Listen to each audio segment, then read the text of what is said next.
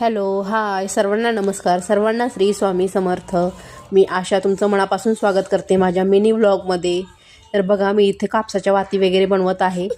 तर तेव्हा मला नाही का नागदिवे करायचे नव्हते म्हणून मी केले नव्हते. आणि आता बघ नागदिवे करत आहे. त्याच्यासाठी मी सर्वप्रथम नाही का खवा आणला दुकानातून. खवा चांगला तूप टाकून भाजून घेतलेला आहे व्यवस्थित. आणि त्याच्यामध्ये नाही का साखर टाकून नाही का थोडीशी एक वेलची टाकून नाही का त्याचं पिठी साखर करून घेतले. आणि ते खव्यामध्ये व्यवस्थित मिक्स करून नाही का त्याचे दिवे बनवत आहे.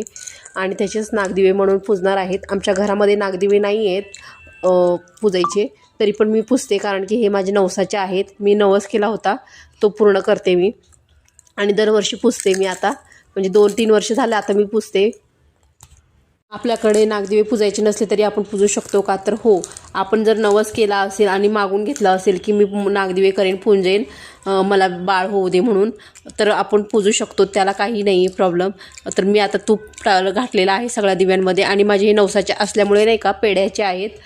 कोणी कोणी नाही का बाजरीचं पीठ असताना त्याचे बनवतात, बाजरीच्या पिठाचे, किंवा कोणी आपलं ह्याचे पुरण असतं ना आपलं पुरणाचे बनवतात, कोणी गव्हाचे पिठाचे बनवतात, असं असतं. पण मी हे मागून घेतलेले आहेत नवसाचे म्हणून मी आपले पेढ्याचे पूजते आहे.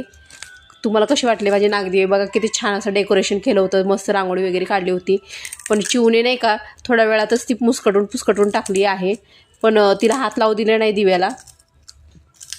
आपल्या धर्मातले जे हिंदू धर्मातले जे सणवार आहेत त्यांचं काही वेगवेगळंच महत्त्व आहे. प्रत्येक धर्माचं प्रत्येक सणाचं प्रत्येक वेगळंच महत्त्व आहे. प्रत्येक सणाचं वेगळं महत्त्व आहे. ते आपल्याला आपली धर्माबद्दल, संस्कृतीबद्दल बरंच काही सांगून जातात, शिकवून जातात.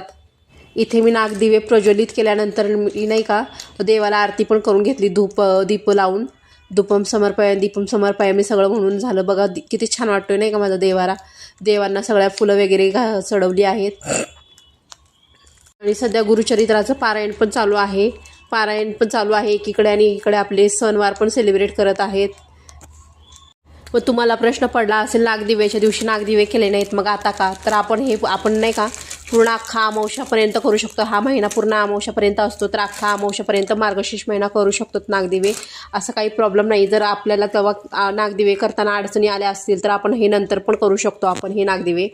आमच्याकडे नागदिवे संध्याकाळी पूजले जातात. तुमच्याकडे कधी पूजले जातात हे मला नक्की कमेंटमध्ये सांगा. आणि दुसऱ्या दिवशी साडी वेअर केली होती मी, तुम्हाला दाखवत आहे बघा. मीच कॅमेरामध्ये निहाळते आहे साडी घातली म्हणून. सकाळी नाही का पुस्तक वाचताना पारायणाला बसताना साडी घातली होती.